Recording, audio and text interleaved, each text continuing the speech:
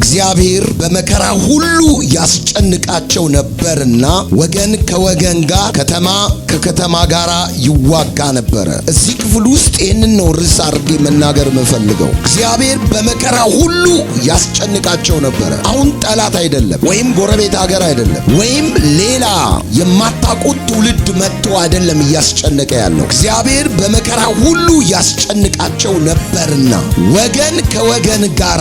አሁን ይህንን ማንም በየትኛውም ሰው ማሳበብ አይችሉም።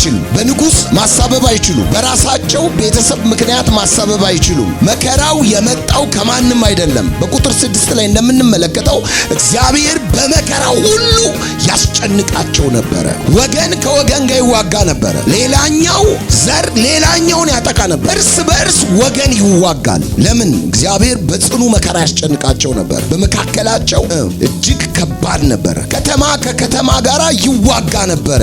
ከተማም ከከተማ ጋር ይዋጋ ነበረ። ቁጥር 5 ላይ ስታዩት በጣም የሚገርማችሁ በዚያም ዘመን ለሚወጣውና ለሚገባው ሰላም አልነበረም። በምድር በሚኖሩት ሁሉ ላይ ታላቅ ድንጋጤ አለ። ሲወጡ ሰላም አልነበር። ስጋት አድሮባቸዋል። ከአንዱ ወደ አንዱ ከተማ መሄድ አይችሉም። በስጋት ነው የሚመላለሱ። አይ ነገሩ የፖለቲካ ነው እንዳትል፣ እግዚአብሔር በጽኑ ያስጨንቃቸው ነው። ጭንቀቱ የመጣው ከማዘንድ አረበሉት ከማዘንድ ወገን ከወገን ጋር ይዋጋ ነበረ። ለሚወጣው ሰላም የለም፣ ለሚገባው ሰላም የለም። በምድር በሚኖሩት ላይ ሁሉ ምንም ነበረ ድንጋጤ፣ ፍርሃት ነው በዛ ምድር በሚኖር። ዛሬም በዚህ ቃል ላይ ስንመለከት በዛ ዘመን የነበሩትን ያሉትን የእግዚአብሔርን አጀንዳ ጨምረን ነው። በዚሁ ላይ አስታከን ከመጸለያችን በፊት ቁጥር 19ን ሄደን እንመልከተው። ቁጥር 19ን ስንመለከት አሳም እስከነገሰበት እስከ 35ኛው ዓመት ድረስ ሰልፍ አልነበረም። ተቃራኒ አይመስል ሁለት ሰልፍ የለ፣ ሰላም። አሳ በነገሰበት ዓመት ሁሉ ደግሞ ምን ነበረ? ሰላም ነው። ኢየሱስ ክርስቶስ ጌታ። ስንመለከት ወደ ቁጥር 19ኛው ላይ እንሂድና በአሳ በነገሰበት ዘመን ሁሉ ሰልፍ አልነበረም።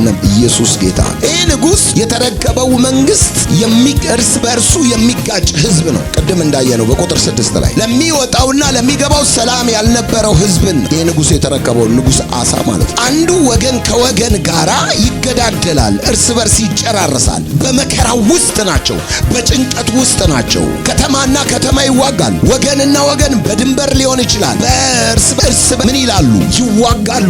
ይህ ንጉሥ አሳ የተረከመው ከተማ ይህን ከተማ ነበር። ግን የዚች ከተማ ችግሯ ምንድን ነው ብላችሁ በእግዚአብሔር ቃል ላይ ሄዳችሁ መመልከት ትችላላችሁ። ብዙ ጊዜ ነገሮች ሲነሱ፣ የማይበርድ ነገር ሲሆን፣ ሰው ኑሮ ሳይደላው ሲቀር፣ ጭንቀት ሲሆንበት፣ መከራ ሲሆንበት፣ የተለያየ ነገር ሲሆንበት፣ በመውጣት ስጋት ሲሆንበት፣ ለምትወጣው ለምትገባው ስጋት ሲሆን፣ ሰላም ስታጣ፣ በምድር በሚኖሩት ድንጋጤ ሲሆን፣ ፍርሃት ሲሆን፣ እንደገናስ በመከራ ስትጨነቅ፣ በወገንና በወገን መካከል ሰላም ሲጠፋ፣ ከተማ ከተማ ጋር ሲዋጋ፣ ሰው ነህና እንደ ሰው እጅን መጠቆም ትጀምራል። ግማሹ ይሄ ንጉሥ ነው ይህንን መከራ ያመጣብን ይላል። በአሳ ላይ እንዳያሳብቡበት አሳ የተከረከበው መንግስት እርስ በእርሱ የሚባላ ነት የከፋፈለው አንዱ አንዱን የማይወድ ወገን ከወገን ጋር የሚጣላ ሀገር ከሀገር ጋር የሚጣላ ህዝብ ነው የተረከበው። ችግሩ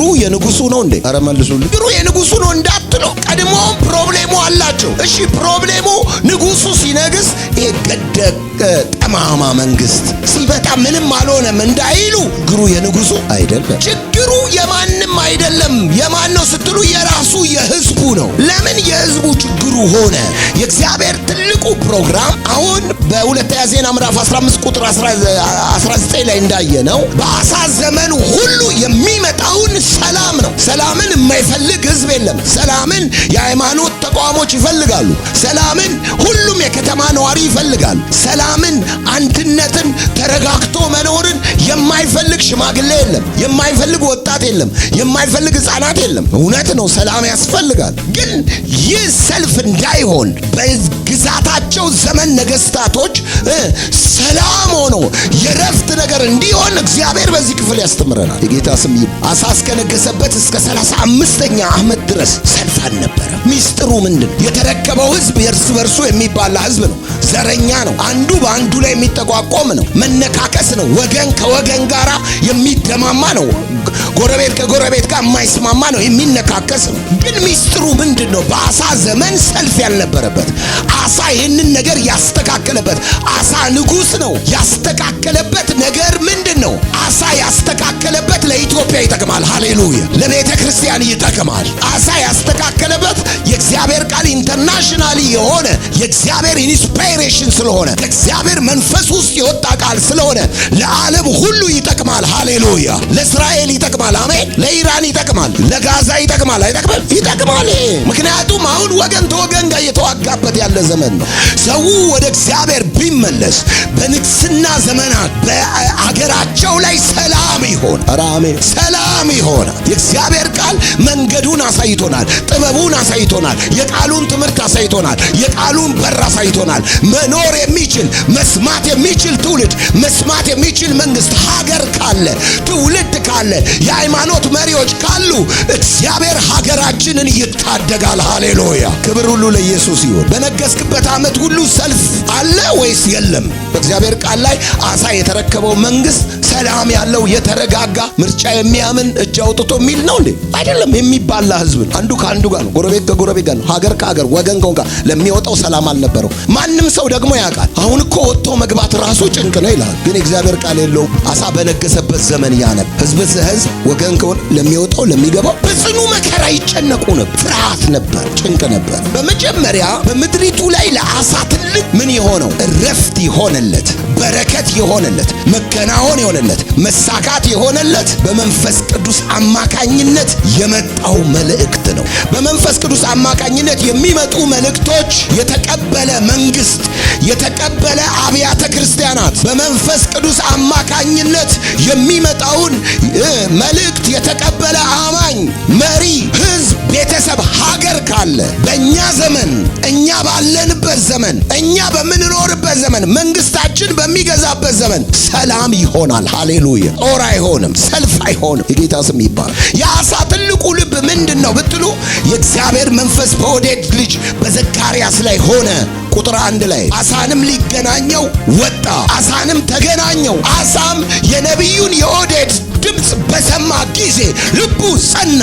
ቀጥታ በእስራኤል ላይ ያሉ ጸያፍ ነገሮችን አስወገደ። እርኩሳን የሆኑ መሠዊያዎችን አባረረ።